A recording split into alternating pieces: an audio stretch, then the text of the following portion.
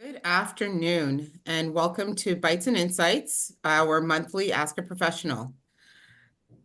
Today's session of Bites and Insights, we're shining a spotlight on Black entrepreneurs making waves in the industry. My name is Stephanie Sandy Edwards and I'm the Executive Director at the BBPA. Today, we're thrilled to feature three exceptional entrepreneurs who have successfully navigated the Loblaw and BBPA Ready to Scale program and are now proudly showcasing their products on the shelves of Loblaw Companies Limited stores. Their journey from concept to commercialization is a testament to resilience, innovation, and the power of strategic partnerships. To facilitate today's discussion, we're pleased to welcome Christine Scara, Senior Director, Specialty Foods Procurement from Loblaw Companies Limited. She'll guide us through the inspiring stories today. Over to you, Christine. Thank you, Stephanie. Thank you, everybody, for joining, and good afternoon. I'm really excited to be here and speaking with our three entrepreneurs today. We've got Shirley, we've got Randy, and we've got Ainsley here.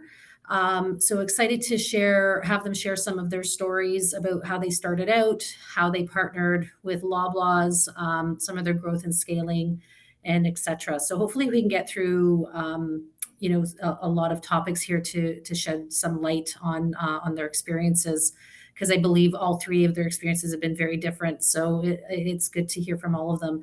But welcome, Shirley, Randy, and Ainsley. I want to just start with, I believe all three of you came through the Ready to Scale program. So if you can tell us, what year you came through the program, and then what also inspired you to start your business. So I can start with Ainsley on that one. Hey, thanks, Christine. Well, first and foremost, I wanted to thank, the BBPA and the Loblaw organization for having me be on this platform to share insights and bites and golden nuggets of how to navigate through this space, right?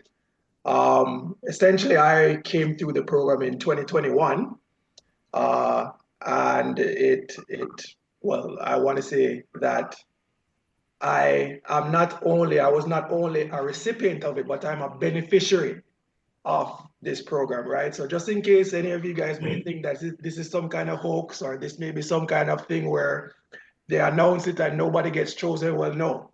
I'm here to let you know in real time that I have been selected, and not only have I been selected, that I'm a beneficiary of this program, right? And so what had inspired me to start all of this is that as a child growing up, moving to North America at an early age, snacks and treats, Caribbean snacks and treats had brought out a feeling of nostalgia for me.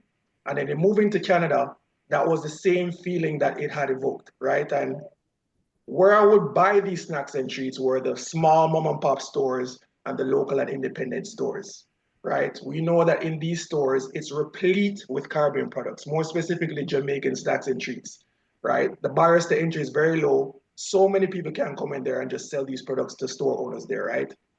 What I realized though is that at the mainstream market level, right, the Loblaws, the Northfields, the what have you, it was highly underrepresented, right?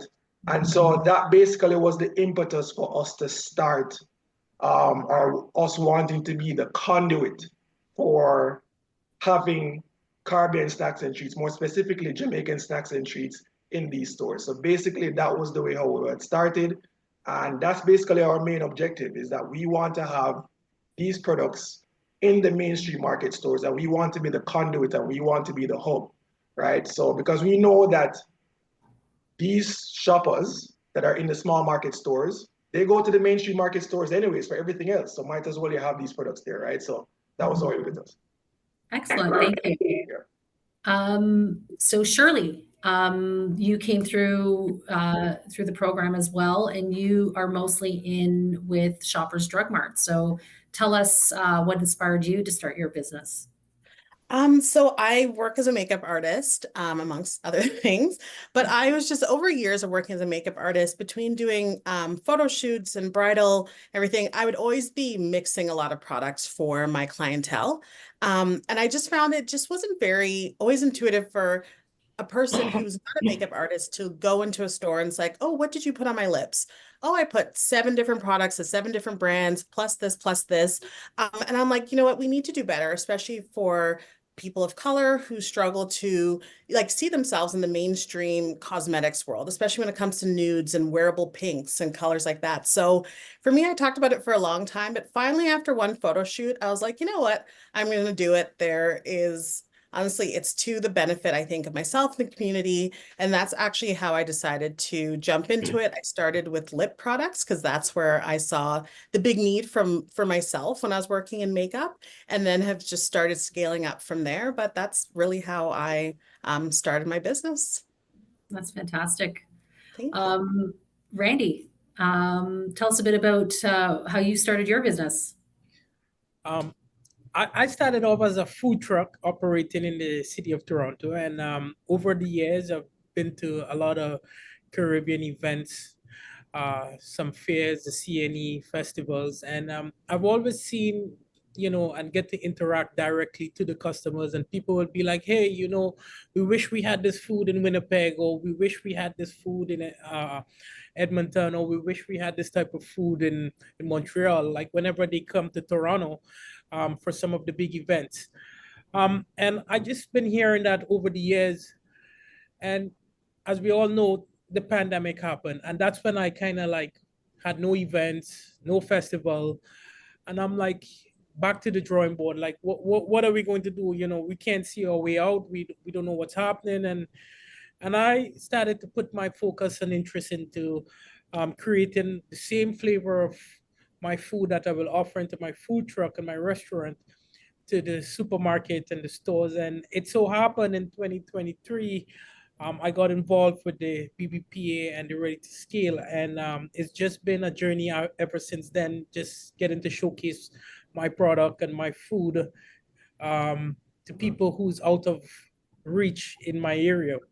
And the inspiration all came by the team, Christina and her team, the BBPA, for making that connection so we can actually make this our dreams a reality on what is happening. Great. Thanks, Randy. Another question I think a lot of people will be interested to hear about, Shirley, I'm going to direct this to you, is how did you initially fund your business?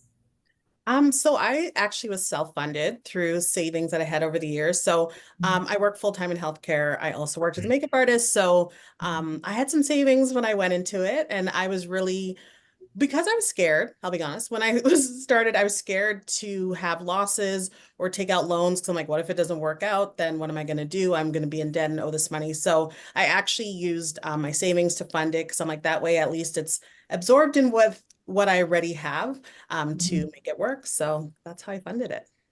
Excellent. And then this might lead in, this I think leads into the next question, but what were the biggest challenges you faced in early days? And I'll direct this. Let's start off with Ainsley on this one. Well, I can give you from two perspectives, from the small market perspective and then, from the large market perspective. Dealing with the smaller markets, it was all about trust. I was this young whippersnapper coming in, with confidence, walking into these stores, bulging through the doors and being like, hey, I got products here. Try me out, right? And they're like, hold on, because it can be a very fleeting and finicky topic where a lot of these guys, they'll present these products to these guys. Maybe for 1 or 2 months, things will be going well. And then all of a sudden they disappear, right? And so I had to gain trust with these guys with consistency, right? So just showing up every day, showing them that I could fulfill orders and stock shelves. And then that's how I built trust with these guys, right? And then on the larger market scale now, dealing with Loblaw and No Frills, it was all about a matter of, well, what was a problem for me was onboarding, to be honest with you. That was very, very hard. That was very encumbering. Just, dealing with the large market stores, there's a lot of processes to understand, right? And the way how I had onboarded into Loblaw, it was done manually through an Excel spreadsheet. It wasn't done through like a system or, nothing was automated. And then also coupled with the fact that we had to go through GS1 and had to meet all of these requirements, that was kind of encumbering to me with the retrospect at that time. Now thinking about it, I can do this with my eyes closed. But I mean, those two things I would say on the smaller market, trust, and then on the larger market, just dealing with the processes and systems of onboarding and everything. That was the challenges. Okay. And I'll get to all three of you on that question because I think that's a really important point about the Loblaw partnership because all three of you have had very different experiences. But we'll get to that in a second. But Shirley, just want to ask you also the challenges that you faced early on when you first launched your business. So when I first launched my business, it was 2019.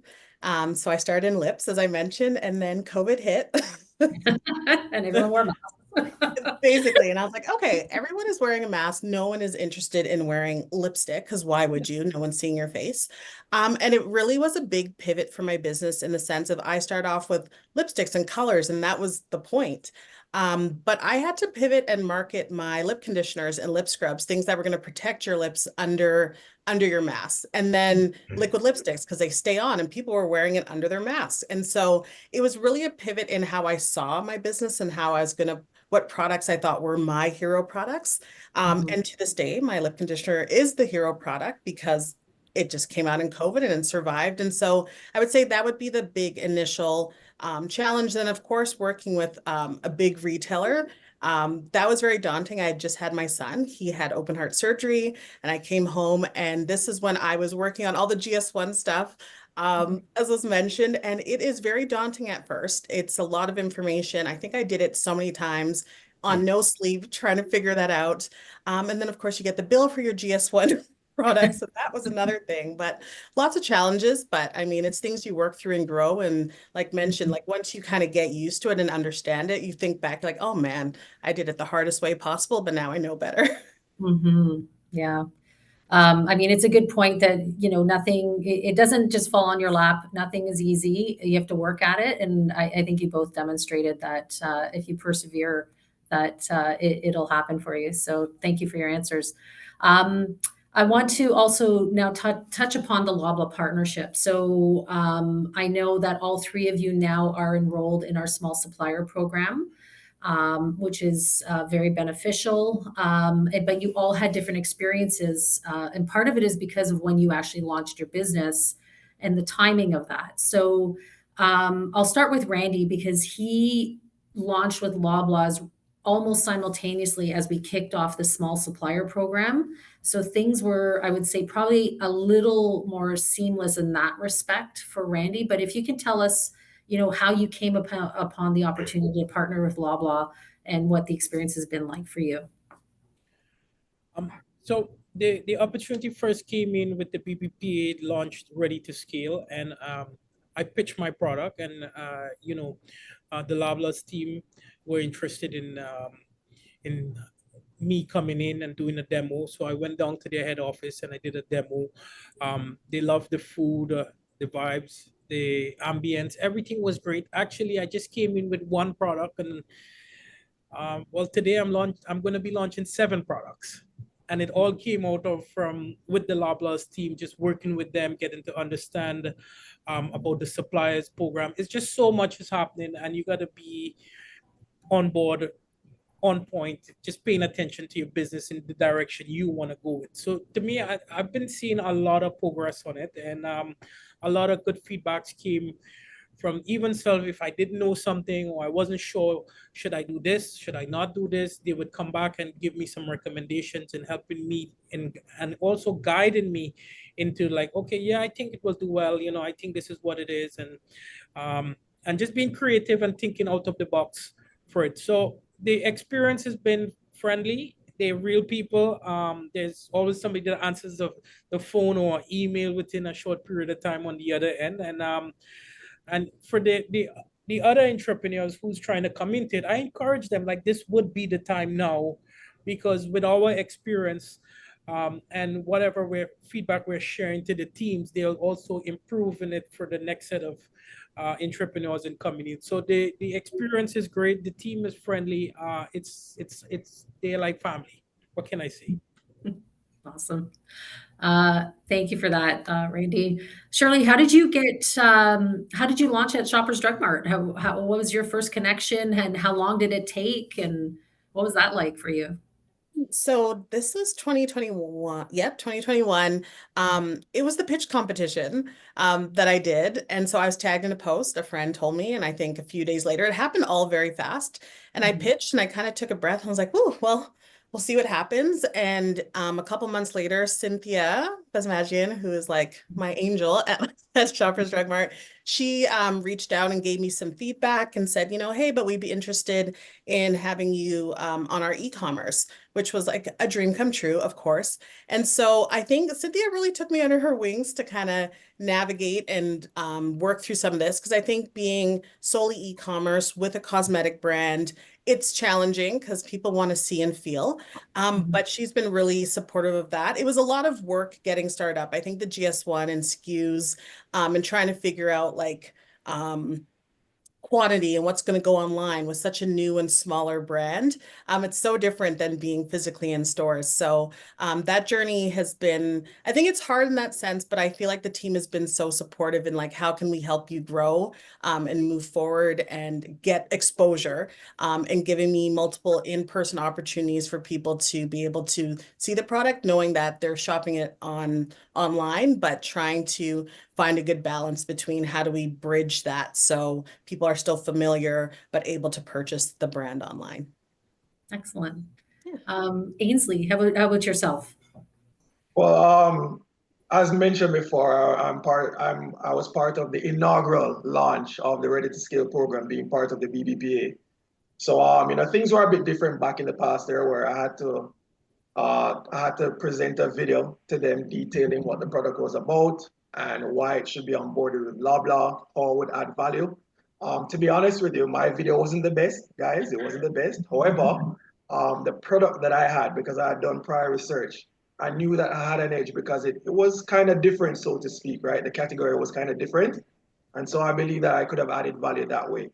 And then in quick succession, I got notice from Loblaw that they wanted to go to the next level. And instead of going to the head office, we did a Zoom meeting session where I presented the product to them, and they had told me some of the things that was wrong with my video. Just to note, guys, when you are presenting your product to the video, especially if it has a sleeve or anything that's maybe covering the actual product itself, make sure that you detail what the product is about and make sure that you properly show that to them and present that to them, because obviously at the end of the day, that's what they want to see. They want to know what the product is all about, right? So they had presented feedback and they wanted to move further. They wanted to get to know me, obviously, as an entrepreneur and as a person that would be the possible vendor as well too. And so they examined the product and they were saying, congratulations, yeah, you can go on to the next level now. So I had to go through the onboarding process, and that's how I became a recipient of the Ready to Scale program. Very good. In terms of the Loblaw partnership, what have been the biggest adjustments in your business, Ainsley, to meet Loblaw's requirements? Because there are a lot.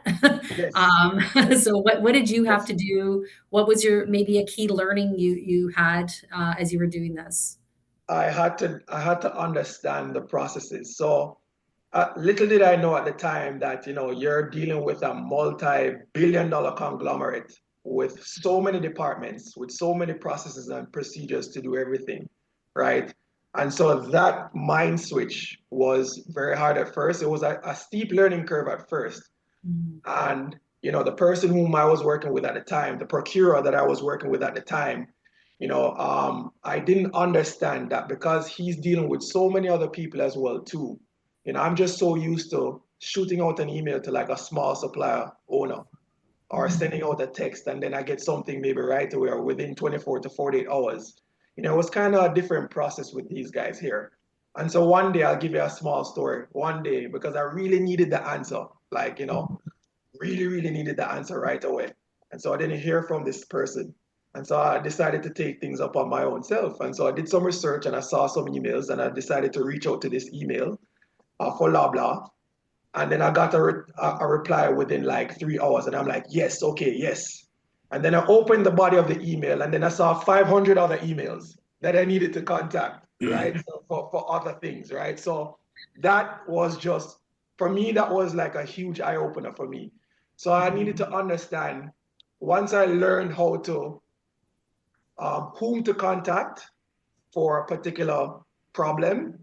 Once I got familiar with the category directors or my category team, and once I got familiar with persons like yourself, with people like Sherilyn, and obviously with the help of Stephanie as well too, things became so much easier. But it's a learning curve, which I do implore you guys to have that in mind, to understand that, when you're dealing with these major conglomerates, it's so many things that you need to understand as it relates to invoicing, as it relates to payment disputes, and as it relates to other inquiries. And so just exercise a little bit of patience and be sure to talk to Christine, be sure to talk to Sherilyn, and be sure to talk to Stephanie as well too, so that they can help to streamline things. That's great. I think the other thing here to your credit is perseverance, and being organized and detailed is very important as well, Yes. because people change and move different roles, and to have the backup necessary is also very important. So we can see what you've been dealing with and what's going on, and Right. what we can help you with. So no, that's great. Thank you. So now, I think you all have your feet wet in the Loblaw's world, and now we're talking growth and scaling, because as soon as a merchandiser says, "Yeah, we're ready to go," like they're ready to go, and then you could get distribution in 10 stores, or you can get distribution in 500 stores. So at what point, Ainsley, we'll start with you, did you realize you were ready to scale your business? Well, this was twofold for me, right? Number one, I had excellent results in smaller markets, right? That was a proven concept for me, right? And that's a word of advice to anybody that wants to deal with larger retailers. You want to ensure that you have a proven concept first, right? So me dealing with the smaller markets, I knew that there was sell-through, number one, and I knew that there was repurchases, right? And I was very, very confident in going into the Ready to Scale program, knowing that I had these two metrics on my side, right? So that proven concept, number one, and number two, we had already had partnerships with our suppliers or manufacturers that were built to scale, right? Their main objective was to increase their export numbers, right? So knowing all of that had given me very, very full confidence in dealing with major conglomerates like Loblaw, right? So word of advice, when you guys are ready to scale, ensure that the suppliers that you're dealing with, they are built to scale, because once that faucet turns on, like what Christine says, once that faucet turns on, it ain't gonna stop. And if it does stop for a negative reason, that's huge reputational damage on you guys, right? So just ensure that there's a proven concept and make sure that you can prove that to Loblaw. And then also that, ensure that, you're in alignment with your suppliers to ensure that you guys can scale. Yeah, very good. Very good advice, Ainsley. Randy, so I'm going to get this next question over to you, because you had an interesting, you mentioned that you presented one SKU, ready to scale. We had you in so we could taste test your food, and then you brought in these hot sauces, which you didn't present. And then everybody that was there was like, you have to launch these hot sauces. So how did you scale your business, and how did you increase, and how are you increasing your production and distribution capacity? Because things have gone really quickly for you. Yes. First of all, I'm going to say it is very challenging. I'm going to keep it real, and I'm going to let, as a small supplier, you got to understand, when they say ready to scale, it could be ready to scale slowly in a year, or ready to scale within 3 months or 6 months. It's all on your plan and your product, and if you understand your product and what needs to be done.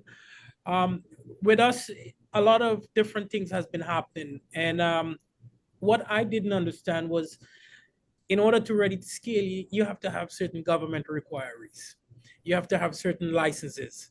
And I kind of figured, we're okay, we're ready to go. But then they say, look, you want to go outside of Ontario and you want to go into other provinces, you got to have a different license for that. And then you have to meet different requirements.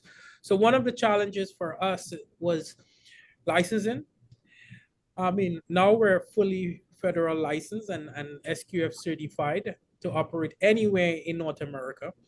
And the other challenging part was machinery, getting the right machinery so we can keep up with the demand, understanding the flow of how much we can output, how fast we can make our food, how quickly we can get it to the stores and be on time so the customers can get our product whenever they feel the need for it, so we can always fill that gap. So it is very challenging at first, understanding the whole dynamics of distribution, production, getting your product in from raw material to packaging to warehousing and into the shelf. It just doesn't happen. It just be that it's in the shelf. It just doesn't happen just like that. So these are hurdles we work out every day. As a business, you come to work and then you plan your day on what we're doing, after a production run, how much packaging we're doing, how much material can we bring in, how fast can we get the orders out, and so on and so on. So it's a daily challenge in the operation part of the business. So I think it keeps me on my toes. It definitely keeps me, nonstop. I breathe, I sleep, Loblaws, no frills, production, packaging right now, because we're at that stage of getting ready to roll out a lot of new products in all of Ontario.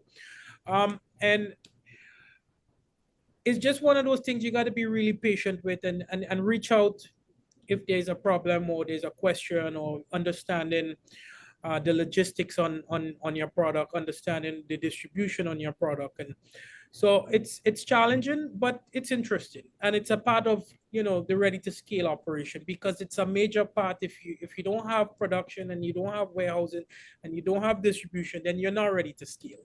So it comes hand on hand, so my advice is once you get to that point, is just like, one, you got to be prepared for it, and you got to understand, no, hey, this is the reality. My business is actually going into what it says it is, and being out there, on there. Very good. Very good. Shirley, how did you manage the growing pains of your business? Would you say, I'd be interested to hear how it was, especially since you're on the e-com platform. Yeah, I think how did I manage it? A lot of crying, probably. But Sorry. I think it was honestly continuously staying open-minded and creative, because beauty is so challenging. I think you get a lot of mindsets where you see bigger brands. Like, I'm like, great, Kylie Cosmetics, L'Oreal, and it's just like constantly you feel small in a big world of fish. But I'm like, there's a reason Loblaws and Shoppers chose me. So I always try to remain I guess truthful to my brand, what I went in there for, what I'm doing, and stay on path with that and stay within the scope of my brand as well. Because I think sometimes when you're in a big brand, in a big retailer, you see so many other things. You're like, I should do this, I should do that. But it's like, it's hard as a small brand, to do those things. But I think you lose your brand a bit when you try to not be authentic. So I think some of the growing challenges are, yeah, like looking at comparing yourself, but trying not to compare yourself. I think it's always that point of like, do I get staff? At what point do I scale up, and can I afford to scale up? I think that's been a big challenge for me, because I did fund it on my own. So I'm very cautious of like, how much can I do myself, and how much do I have to relinquish some control to get some supports to do? And then at what point, do you need to do things and challenge yourself to be more competitive in a market where there's more people just coming? I do think Randy and Ainsley have very unique products, and I believe in my product and that it's unique. But cosmetics, again, there are so many people. When I started at Loblaws, this was my packaging. Bless them for considering it. I did a major rebrand last year and this is what I look like. So it was expensive. It was a lot, but I'm like, it's one of those things where I'm like, I have to stay competitive in the market. So it's knowing when to, I think, scale up, knowing when to rebrand, knowing how to keep yourself relevant in such a big market. Because it's a blessing to be, I think, in the Loblaws and Shoppers Drug Mart family. And it's just something I don't take lightly. So yeah. Awesome. And I only laughed because that would have been me. I would have been crying all the time. I don't know how all three of you are doing this, honestly. Kudos to you. So, oh my goodness. So in terms of networking and industry events, I'll start with you, Shirley. Like, did that play a big role in starting up your business and continuing the momentum of your business? I would say so. I think the networking and community is so big. So starting locally, I was lucky because I had a lot of connections in Calgary as a local makeup artist. I knew people that support.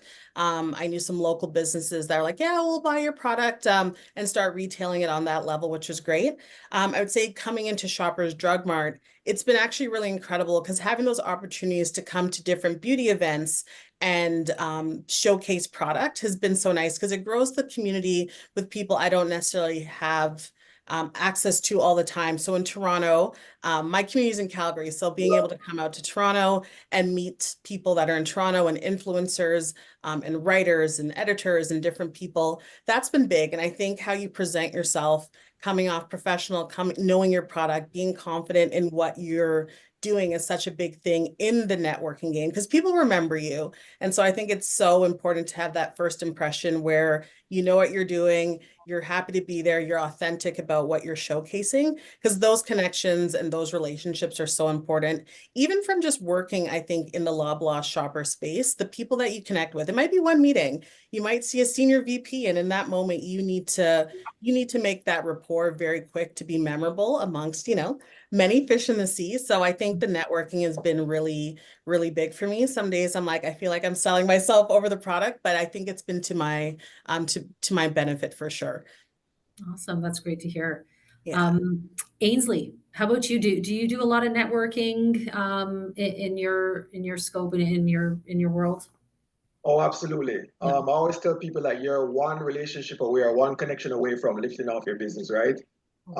If it wasn't for me or getting invited to an event from a friend where I met somebody else who had introduced me or who had told me about the BBPA, right? And after the learning of the BBPA, I would have done research to be a member of the BBPA. I would have not gotten that opportunity to be in the Ready to Scale program. I would have not gotten that opportunity to be a part of the Bates program or the Black Men in Business program, right? So what I would recommend to everybody is just to get out there, put yourself out there. It may be nerve-wracking at first, but get over yourself. Nobody really cares. I mean, somebody may say no at first, but that no is one step closer to a yes, right? There's so many times I've been turned down. Just going to these events, you maybe, you're approaching somebody and you maybe fumble on your words and then that's that and, things go downhill from there. But learn from it. Whomever you want to see, go and approach them and just sell yourself to them, right? Tell them about what you do, tell them about the stuff that you do, and just build a relationship with them. And it doesn't necessarily have to be on the first time, it may be on the second time or the third time around, right? But networking is very, very important. And without networking, I definitely wouldn't be here today. Excellent answer. So just a question then. When you're told no, have you ever asked why? Like, are you asking for feedback or is it just kind of you take a step back and think, oh my gosh, like how does that work? I'm more take a step back, Okay. just, make mental notes. And then, from all the no's, I could develop like the perfect script to go to this person. And so if they were supposed to ever tell me no, I'll have some type of rebuttal right away just to try and like change their mind, right? So it's just all through doing the reps and all through trial and error. Just continue doing it, right? Very good. I read a quote recently that said, someone said that they took no as not right now. So that's another way of kind of putting a positive spin on it. So thank you for that. And then also, Randy, do you do any networking or do you attend any industry events yourself? Definitely. Um, I'll agree to Amesley there. Networking, it's all about networking, right? It's all about events, putting yourself out there, putting your brand out there, building that awareness. Um, and it brings ideas, it generates different opportunities of putting your product out there. And I'll give you a perfect example. I came to the Loblaw's multicultural event, and that just opened up another set of doors, for maybe 2026, 2027 to come, of just putting my product out there, and meeting so many different great people within the organization that I never even knew about. And they were all there, and I got to showcase my food, and get to meet a lot of very important people. And it's definitely 100%. I'll say networking is, it's something that every business definitely, if you're ambitious and you want to be out there, and that's what separates us from everybody else's, just by putting the time in and putting the love in, and then eventually the dollars is gonna come in. But for now, it's a lot of sacrifice, and good times. Yeah, very good, very good.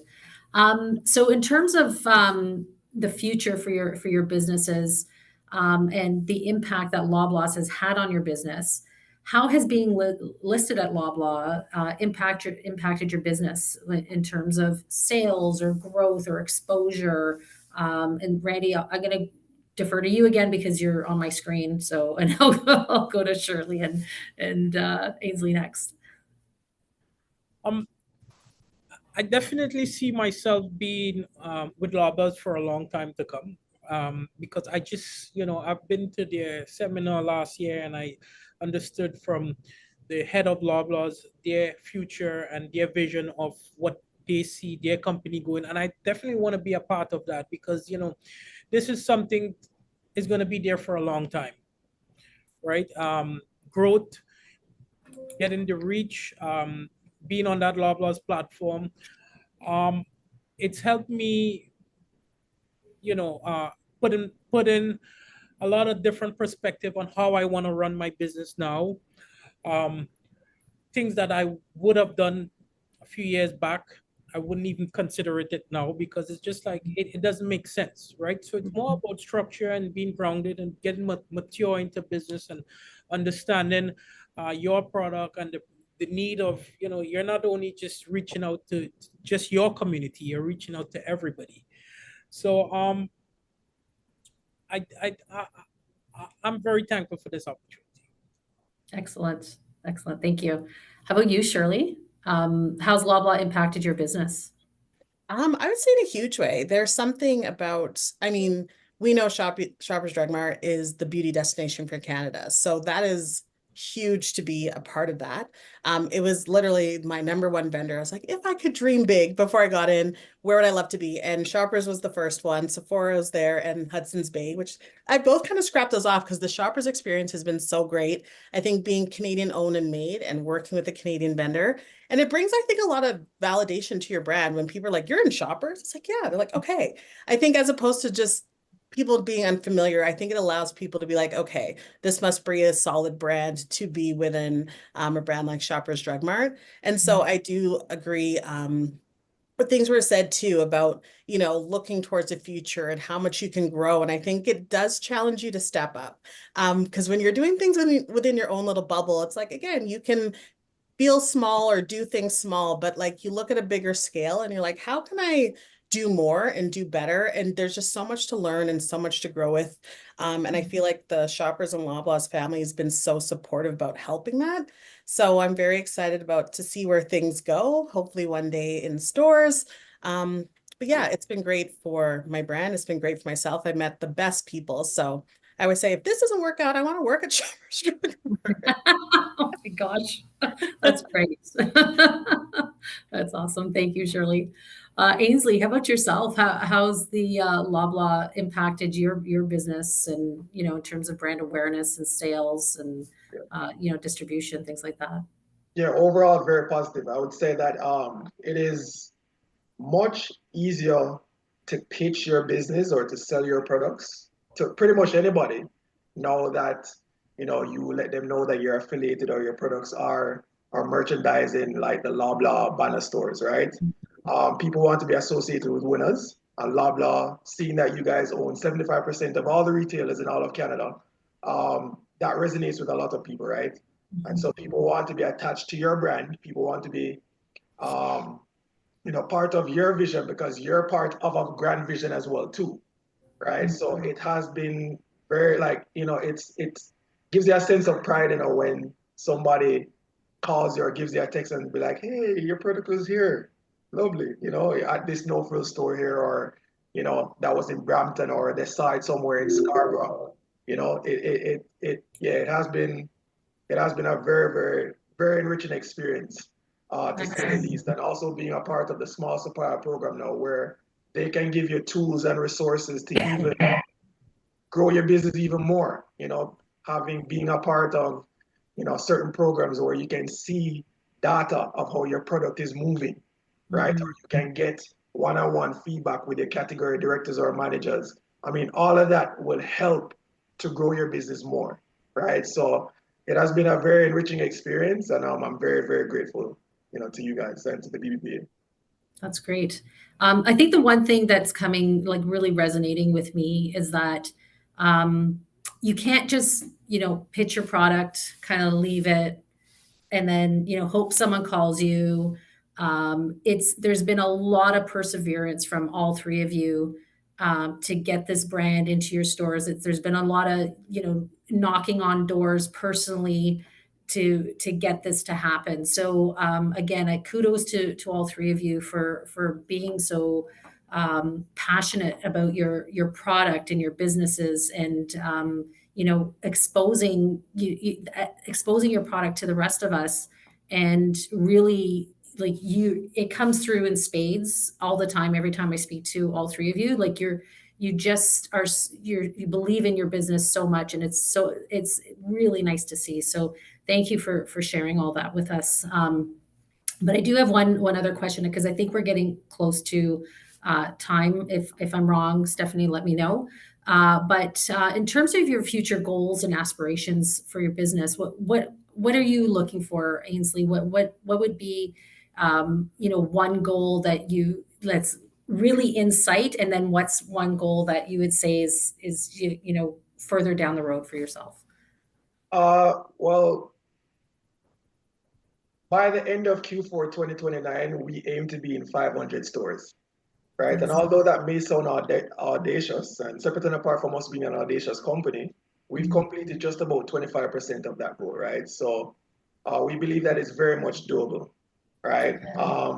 And then also further down the line, we do see ourselves bringing in more products, because we do have our own cakes and we do have our buns inside these stores. And we're also wanting to increase our product line to include more products. And so that's all a matter of us doing our research and seeing what you guys want, seeing how we can add value to you so that you can add value to us.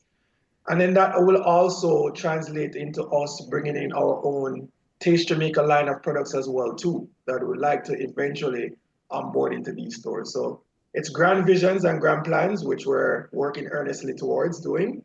But we do believe that it can be realized in the short, medium, and long term. Excellent. That's great. How about you, Shirley? I think definitely for me, getting in stores is where I'm trying to keep my head on. Even just like a top picks at the till to start off with, hero products that are easy for people to try the product and get familiar with the brand. Then eventually, obviously, a Sidewinder would be great. But yeah, just happy to be in stores where people can physically try the products and get an experience for made up beauty. Excellent. Very good. And Randy? I'll definitely like to be creating more products and being on all platform, on all of Loblaw's platform. And one of my main goals is to have a bigger facility. Very good. You're probably going to need it soon. And then in terms of advice, what advice would you give to other small business owners hoping to partner with Loblaw, Randy? I think now would be the opportunity, right, for other great entrepreneurs and talents to be out there. And when you're presenting a product to Loblaws, do your homework, right? Do your homework, because this is what will show that you're interested and you're coming in with the right product. You just don't want to go and take something or take someone else's idea. Try to be creative, try to be you, and just be passionate on it, and definitely it will go a long way, because the team and the people who you're pitching to, they already know what they want. Interesting. So you gotta just kind of convince them you're the guy. That's it. Very good. Ainsley, what advice would you give?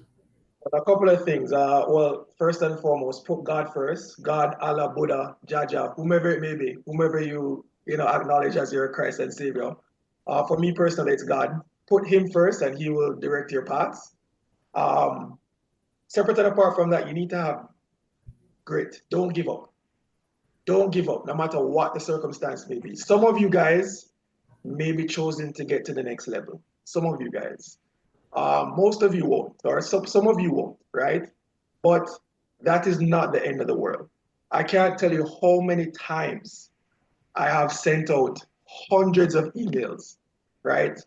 I've cold approached so many category directors or so many merchants, or I've coincidentally bumped into like a merchant or a category director somewhere with the product dropping, me like, oops, and nothing happened, right? But don't give up. Learn from all your mistakes and just continue to try. Continue just pressing forward, right? And then I'll also say that you should, to run this point, you should also understand what the market wants, right? There's so many times I walked into these stores and I've literally walked down the aisles just to see what the market is missing. And I'll implore you guys to do the same thing as well too, because like what Randy said, Loblaw knows what they want, right? And so if you can present a category, you can present a product to them to show them how you could add value to them, how you could make money for them, and in turn they could make money for you, it'll be much easier for you that way. So do your research, don't give up, and put God first. Very good. And then Shirley, you had mentioned how competitive the cosmetic business is. So what advice would you give to future businesses that are entering the cosmetics landscape? Honestly, I think exactly what Ainsley said too. I think being able to understand what's needed in that market and not doing it performatively. I think you have to be passionate because again, I think I truly believe in the angle of like there's just not enough of women of color, people of color being seen in the cosmetic market. But how are we making that different? We can say that and add shades and range, but what are we targeting? What are we doing? I think a big part of it is products can be pretty similar. People find a lip gloss can be similar, but how are you marketing it? Who are your audiences? How authentic are you being? And what do you believe in your product? So what are you bringing to the table as a vendor that's going to change the scape for consumers that are looking at your product? I think is super important. I also just think like sometimes people go into things with the dollar signs in their eyes. It's going to cost you a lot more upfront. It's an investment upfront to work with a big retailer. So you have to believe in your product because you can get overwhelmed with that very quickly. So have belief in what you're saying. I also say stay humble. Keep your head down in the sense of stay focused on what you're doing. And passionate because again, I've been distracted. I'm like, Carly, what is she doing? But it's like, what is Made Up Beauty doing and what do we want to do? You look at the other vendors for ideas and to understand the market, like Ainsley said, but you have to stay focused and stay in your scope and know what you're doing to make sure you stay passionate and authentic to what you're doing because it definitely shows. Excellent. Thank you so much for that. So I'm going to ask just one more question as it relates to ready to scale. What's the biggest piece of advice that you would give everybody who is planning to submit for ready to scale for their product to be taken seriously, for them to be taken seriously? What's the biggest piece of advice you would give, Shirley? I would say be concise. When you're doing your pitches, be passionate, show up, know your product, be concise, show your product, display it, be able to talk about it, and be able to answer questions and be ready. I think Loblaws understands that most of us coming in are not these big, massive companies, but you should know what you're bringing to the table and understand your business well enough to be able to answer those questions on the spot. Show up professionally, look good. I think all of us are repping our brands, our businesses, but it's still coming from a place of being professional. Show up with good lighting, show your smile, show your face, show your personality. Awesome. That's great advice. Thank you. How about you, Ainsley? Yeah, Shirley had hit the nail on the head. I mean, you know, just make sure that you're very concise, you're very direct. Make sure that you can show how you can add value to Loblaw. Um, and just be very professional, right? Be very professional, be very passionate, have confidence. And yeah, that's pretty much it. Pretty much that. Don't be afraid to, before you even do the video, don't be afraid to reach out to individuals like myself, Shirley and Randy, or Stephanie, or the BBPA organization, or if you know anybody within the Loblaw, fraternity, or within Loblaw organization, if you can reach out to them first to see what the deal is and how you can get an edge. Again, great advice there. Thank you for that. And Randy? Just be creative, just be passionate, be creative. And I'll agree with what Ainsley said. You can reach out to one of us, and we can definitely share some guidance and some experience, and some pointers that may help. Just, there's so much opportunity out there that you just gotta find you and just put it out there. Perfect. Excellent. Well, thank you so much to all three of you for taking the time to share your stories and your experiences. I really appreciate it. It's been such a pleasure working. I've worked really closely with Randy, just getting to know Ainsley in the last few months here. And unfortunately, I'm not on the beauty business anymore, Shirley, but would love to see your product in our Shoppers Drug Mart stores for sure. And I wish you the best of luck. And again, I think what's come out loud and clear is passion, grit, authenticity, belief in their product, and no is just no for now, and just stick to it, and ask for advice too wherever you can. I think most people, there's some good people in both organizations that will be willing to help you with some advice and with their experiences. So just keep at it, and good luck to all of you. But thank you for your time, everyone, this afternoon, and look forward to the next one. Thank you.